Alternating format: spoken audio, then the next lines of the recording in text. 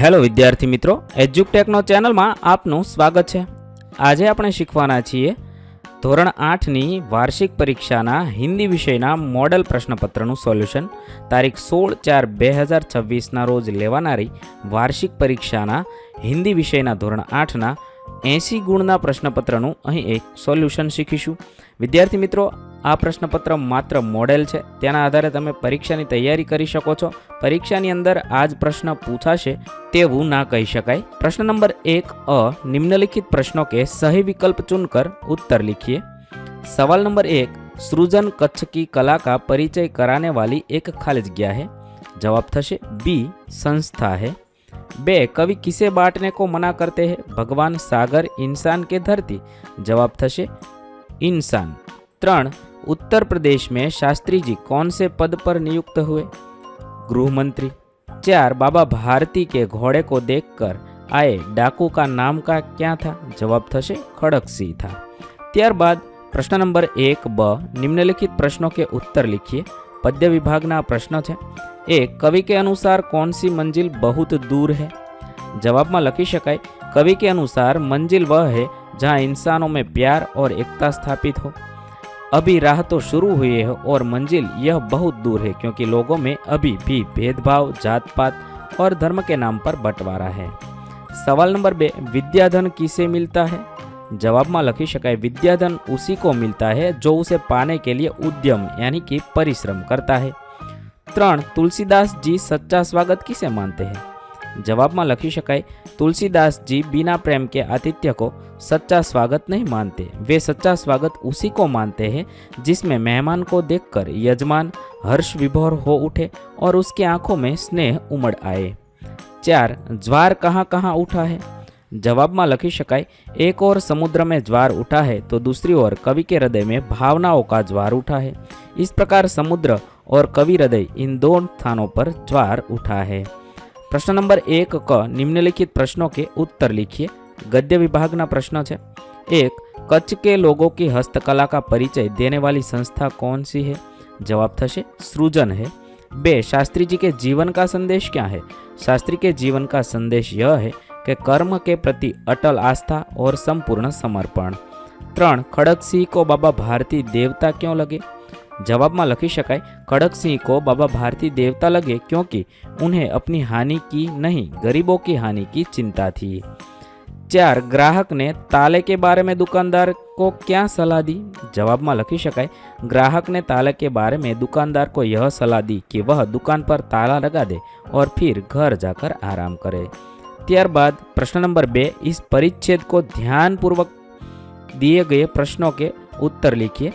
आपेला फकराने ध्यानपूर्वक वाँचवानो छे, तेना आधारे नीचे आपेला प्रश्नोना जवाब लखवाना छे। सवाल नंबर 1, ऋषि मुनि स्नान करने के लिए नदी तक पैदल चलकर क्यों जाते थे? जवाब में लखी शकाय क्योंकि व्यायाम हो जाए। बीजू छे सुबह शब्द का पर्यायवाची शब्द परिच्छेद में से खोज कर लिखिए, तो जवाब थशे प्रातःकाल। 3, अल्पायु शब्द का विलोम शब्द तो दीर्घायु। 4, हमारे अभ्यास के लिए कौन सा समय अधिक अच्छा है? तो प्रातःकाल। 5, परिच्छेद के लिए उचित शीर्षक तो नया सबेरा। आ रीते लखी शकाय। त्यारबाद प्रश्न नंबर 3 काव्य पंक्तियां पूर्ण कीजिए। पहलू है मंदिर मस्जिद इंसान को, त्यां सुधी लखवानुं छे तो लखी शकाय मंदिर मस्जिद गिरजाघर ने बांट लिया भगवान को, धरती बांटी सागर बांटा मत बांटो इंसान को। बीजी काव्य पंक्ति है अब भी हरी भरी धरती है ऊपर नील वितान है पर न प्यार हो तो जग सूना जलता रेगिस्तान है। त्यारबाद प्रश्न नंबर 3 निम्नलिखित रूपरेखा के आधार पर कहानी लिखकर शीर्षक एवं बोध लिखिए। वार्ता लखवानी है। अहींया मुद्दाओ आपेला है, मुद्दाओने आधारे वार्ता लखवानी है। ब्राह्मण स्त्री नेवला पालना ए नेवलावाળી वार्ता है ते तमे लखी शको छो। विद्यार्थी मित्रों, विडियो लांबो थवाने कारणे हूँ जवाब वाँचतो नथी, तमे विडियोने पॉज करी जवाब लखी शको छो। आ रीते तमे आपेली मुद्दा ने आधारे वार्ता लखशो। त्यारबाद प्रश्न नंबर 4, निम्नलिखित परिच्छेद का अपनी मातृभाषा में अनुवाद कीजिए। अहींया एक फकरो आपेलो छे, ते फकरो वाँचवानो छे अने तेने मातृभाषामां एटले के गुजराती भाषामां अनुवाद करी लखवानो छे। त्यारबाद प्रश्न नंबर 5, सूचना अनुसार कीजिए। 1, पहेलियां बनाइए बारिश। તો પહેલી બનાવવાની છે. બારિશની લખી શકાય અંબર સે ધરતી પર આતી રીમઝીમ ગાતી ગાતી દાદી મેરી સાગર કી ભાપ બાદલ હે મેરા બાપ. જવાબ થશે બારિશ. ત્યાર પછી બીજું છે મોબાઈલને આધારે, તો બનાવી શકાય છોટી સી હે મેરી કાયા મગર બડી બાતો કી માયા બતલાઈએ ખૂબ છુટ્ટી મેં દુનિયા કર કી મુઠ્ઠી મેં. તો જવાબ થશે મોબાઈલ. ત્યારબાદ પ્રશ્ન નંબર 6, निम्नलिखित विषय पर पत्र लिखिए. पहलू है आपने की हुई अपनी यात्रा प्रवास का वर्णन करते हुए अपने मित्र को पत्र लिखिए. अहींया सौ प्रथम सरनामું લખવાનું છે. મેં અહીંયા લખેલું છે, તમે આ સાઈડમાં સરનામું લખશો. પ્રિય મિત્ર કમલ, તમારે તમારા મિત્રનું નામ લખવાનું છે. આ રીતે તમે આ વિષય ઉપર પત્ર લખશો અને છેલ્લે છે તમારા મિત્ર, તમારું નામ અહીંયા લખવાનું છે. આ રીતે તમે પત્ર લેખન કરશો. ત્યારબાદ प्रश्न नंबर 7, निम्नलिखित परिस्थिति में आप क्या करेंगे लिखिए. पहलू है अपनी पाठशाला में से किसी यात्रा पर गए हो तो उसका वर्णन अपने शब्दों में लिखिए. जवाब में लखी शकाय पिछले साल हम अगस्त महीने में पाठशाला से कच्छ की सैर पर गए थे. हम 50 छात्र और 4 शिक्षक थे. पाठशाला में बुलाई गई बस में बैठकर हमने कच्छ की यात्रा का प्रारंभ किया. આવી રીતે તમે કરેલી યાત્રા વિશે તમારે અહીંયા જવાબ લખવાનો છે. મેં અહીંયા લખેલો જવાબ નમૂના રૂપ છે, તમારે તમારો જવાબ લખવાનો છે. બીજું છે यदि भगवान आपको कुछ मांगने के लिए कहे तो आप क्या मांगना चाहेंगे. એટલે ભગવાન તમને કંઈક માગવાનું કહે તો તમે શું માગશો. આ જવાબ પણ તમારે વિચારી તમારી જાતે લખવાનો છે. ત્રીજું છે आपके गांव में बाढ़ आए तब उस समय आप क्या करेंगे. गांव छोड़कर चले गएगे या गांव वालों की मदद करेंगे. अपने विचार कारण सहित बचाइए. तो जवाब में लखी शकाय मैं बाढ़ आए तो गांव में ही रहूँगा और अपनी यथाशक्ति गांव के लोगों की मदद करूँगा. गांव पर आपत्ति आने पर गांव छोड़कर भागना पड़े तो कायरता है. आपत्ति के समय अपने गांव वालों की मदद करना हमारा कर्तव्य है. मैं अपने पड़ोसियों और मित्रों के परिवारों की हर तरह से सहायता करूँगा. मैं यथाशक्ति उनकी ज़रूरतों को पूरा करने का प्रयत्न करूँगा. उस समय यही मेरा धर्म होगा और मैं साहसपूर्वक इस धर्म का पूरी तरह पालन करूँगा. ત્યારબાદ પ્રશ્ન નંબર 8, નિમ્નલિખિત શબ્દો કે પર્યાયી શબ્દ लिखिए. પહેલું છે રેગિસ્તાન, તો જવાબ થશે મરુભૂમિ. બીજું આગ્રહ, તો અનુરોધ. 3 ભરોસા, તો વિશ્વાસ. 4 પતવાર, તો ચચ્ચુ. ત્યારબાદ પ્રશ્ન નંબર 8 બ, નિમ્નલિખિત શબ્દો કે વિલોમ શબ્દ लिखिए. गांव, तो शहर. प्रारंभ, तो अंत. हंसना, तो रोना. અને સંધ્યા, તો ઉષા. તેના આધારે વાક્ય પણ અહીંયા બનાવેલું છે. ઉષા કે સમય વ્યાયામ કરના ચાહીએ. આવી રીતે જો તમને વાક્ય બનાવવાનું કીધું હોય તો દરેક શબ્દનું વાક્ય પણ બનાવવું. ત્યારબાદ પ્રશ્ન નંબર 8 ક, निम्नलिखित मुहावरे का अर्थ देकर वाक्य प्रयोग कीजिए.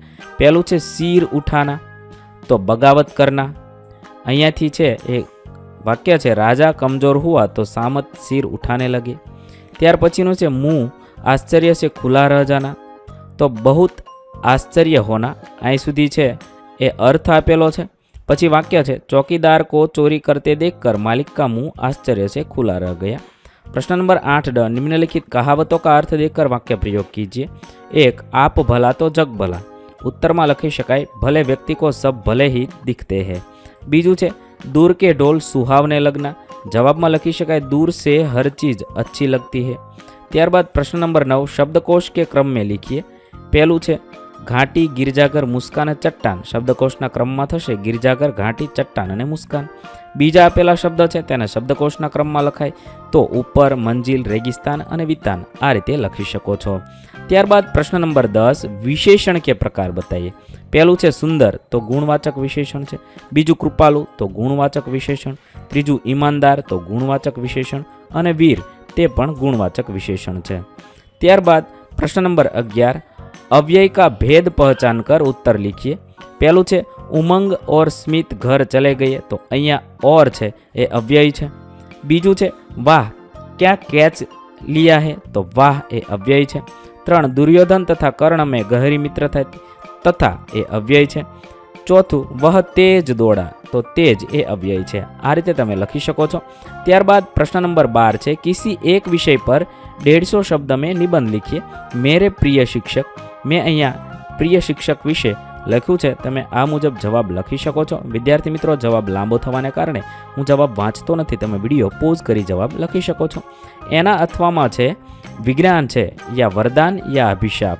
વિજ્ઞાન વિશેનો નિબંધ લખ્યો છે તે વરદાન છે કે અભિશાપ છે. આ રીતે તમે નિબંધ લખી શકો છો. આના સિવાયનો લાંબો નિબંધ લખવા તમે તમારા સ્વપ્રયત્નથી વધારાનું લખી શકો છો. અને ત્રીજું છે પ્રદૂષણ. પ્રદૂષણ વિશે પણ તમે આ રીતે નિબંધ લખી શકો છો. વિડીયો લાંબો થવાને કારણે હું જવાબ વાંચીશ નહીં, તમે વિડીયો પોઝ કરી જવાબ લખી શકો છો. આ રીતે તમે દરેક પ્રશ્નના જવાબ લખશો. પરીક્ષા મેં સફળતા મિલે, સબકો શુભકામનાએ. અહીં આપણું 80 માર્કનું પ્રશ્નપત્ર પૂર્ણ કરીએ છીએ. વિદ્યાર્થી મિત્રો, બધા જ વિષયના તમામ પ્રશ્નપત્રના વિડીયો તમે વિડીયોના ડિસ્ક્રિપ્શનમાં આપેલી લિંક પરથી મેળવી શકશો. વિદ્યાર્થી મિત્રો, આપેલા વિડીયોની જો તમારે પીડીએફની જરૂર હોય તો તમે આપણી એપ્લિકેશન સ્માર્ટ સાથી પરથી મેળવી શકશો. વિદ્યાર્થી મિત્રો, આપણી એપ્લિકેશન સ્માર્ટ સાથી પ્લે સ્ટોરમાં આવી ગઈ છે, જેની અંદર તમે બધા વિભાગ જોઈ શકો છો. તેની અંદર વિવિધ ધોરણ છે. ધોરણ ઉપર ક્લિક કરતાં વિવિધ વિષય ખુલશે. વિષય ઉપર ક્લિક કરતાં તેની અંદર આવતા પાઠ ખુલશે. તેની અંદરથી તમે પાઠ્યપુસ્તક પણ ડાઉનલોડ કરી શકો છો.